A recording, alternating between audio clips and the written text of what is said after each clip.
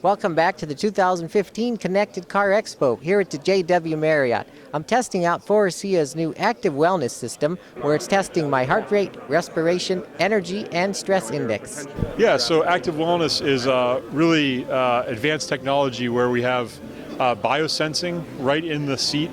It's really primarily about two things. One is about providing a more comfortable experience, so we can really tailor the system in the vehicle to what your needs are.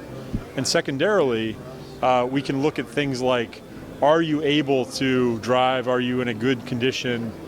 Can we actually help you be more ready to take control or be engaged in the driving task? You just showed me the drowsiness feature. Go ahead and hit that.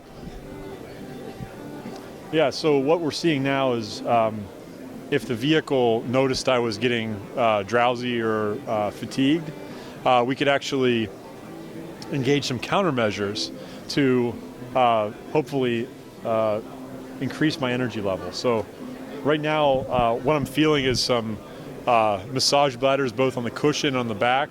It's quite nice. Sometimes I sit in here when I have a break. And that's really a nice thing, but we also have some ventilation going. And we've looked at these routines and really tried to validate that they actually work to deliver this kind of experience. But what we know is that each individual would actually respond possibly slightly differently, and we can actually look at how people are responding each as an individual level and then feed that back into the system to make it smarter over time. Now, this is for autonomous driving, which is, cars that are going to drive themselves. Yeah, so certainly for autonomous cars, but one of the great things is we can use this in traditional cars as well. So we're really looking at autonomous cars maybe pushing this technology forward because there might be more value in having it when we're thinking about whether you're driving or not and being able to transfer control. But the reality is this kind of information can make the experience of being in any car much better. Now, how much would something like this cost if someone was to get it in their car? Yeah, that's probably a decision that ultimately OEMs would make and how it gets packaged and all this stuff. But it probably would be something that would be on a premium level vehicle, at least initially.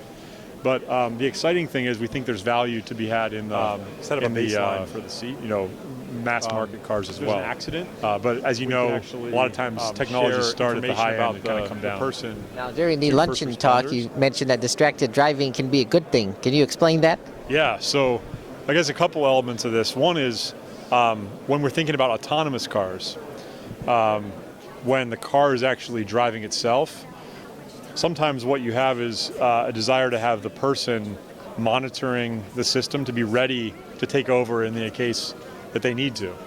And what we found, actually what Stanford has found, we're working closely with one of the labs there, is that people, if they're asked to just watch the system, will actually fall asleep. And it's better to ask them to actually engage in some task, whether it's a game or texting, because they're able to stay awake, alert, and then when the car needs them to take back control, they're actually available to do that. So that's a really, it's kind of counterintuitive, if you think about we're going to make an activity actually be part of making you ready to take back control. What do you think the Highway Patrol would say about this? I think certainly as you look at the future, they're going to have to understand whether it's an autonomous mode or whether they're driving. So there's a lot of things to work out. I mean, in fact, I would say what we really need to do is look at the experience of being in a car, being in an autonomous car, and when you're actually there to do other things other than drive, what those experiences are. And Faurecia's expertise is really in the seats and the interior and building that experience, and that's what we're really keenly interested in doing. Now, I'm sure you heard about that Google car that was pulled over for going too slow. Do you think this would help with that? Well, I think we'd love to think about where this could go. So if it's a Google car or another car, I mean, that would be a really good thing to look at.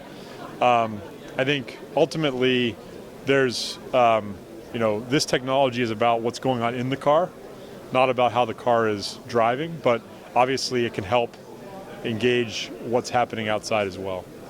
Now, any other comments you want to add?